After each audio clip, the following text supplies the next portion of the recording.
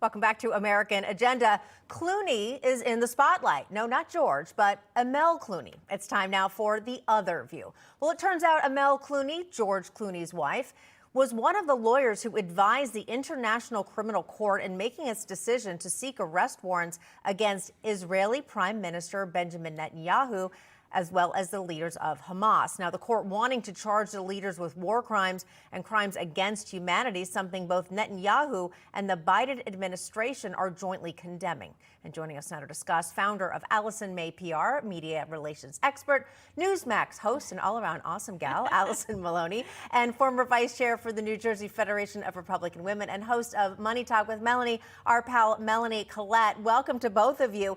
Interesting topic here, Allison. Amel Clooney, obviously she's a human rights lawyer. Her husband George is a celebrity, but she has faced online criticism for remaining silent on this conflict. But in a post on the Clooney Foundation for Justice website, here's what she wrote. As a human rights lawyer, I will never accept that one child's life has less value than another's. I do not accept that any conflict should be beyond the reach of law, nor that any perpetrator should be above the law. Again, this is a tricky one because, again, nobody wants to see young children die, but this is such a complicated issue and has so many other levels of analysis. What's yours? Yeah, so this is complicated. And basically, she's saying that Benjamin Netanyahu should be arrested for what he's doing. They claim he's not providing water, he's not giving them what they need. But she needs to go back to October 7th, and she needs to think about what Israel had to do to defend their people. She has to remember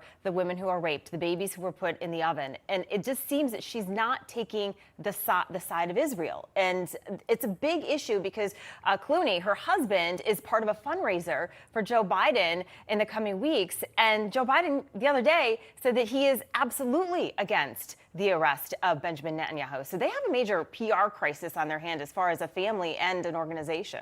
Yeah, it seems very politically challenging. And again, this shouldn't be about politics. I think it kind of gets sketchy, Melanie, when you combine politics and celebrity. But I do want to switch gears to this story. The president of Catholic Vote is taking a shot at the NFL's inclusion policy that they're so proud of, asking, well, hey, are Catholics also welcome? Now, this after the league condemned Harrison Butker's commencement speech at a Catholic university. Of course, that is the kicker for the Kansas City Chiefs. Now, among the topics he spoke about, the role of women as a wife and a homemaker. Remember, the university, the college, it was a Catholic university. The NFL says everyone is welcome, but Allison, I don't know, maybe unless you're Catholic or conservative? Yeah, so if you're Catholic, conservative, maybe a stay-at-home mom, it doesn't seem that you are welcome. So again, Christians are essentially under attack in the United States. You see the left-leaning media, liberals attack those who have their beliefs. And certain beliefs he spoke about at a Catholic school. And the video he did, that speech got over 1 million views. A lot of people are talking about it. Yeah, and Melanie, not only in terms of views, he got a lot of backlash, but he got a lot of support also. His NFL jersey becoming the top-selling one in the NFL. So again, a lot of maybe silent supporters out there. What do you think about all this? For sure, and I completely agree with what Allison said. I said it for years with the inclusivity agenda when I was teaching. It's like include everyone except Christians. Let's just be honest.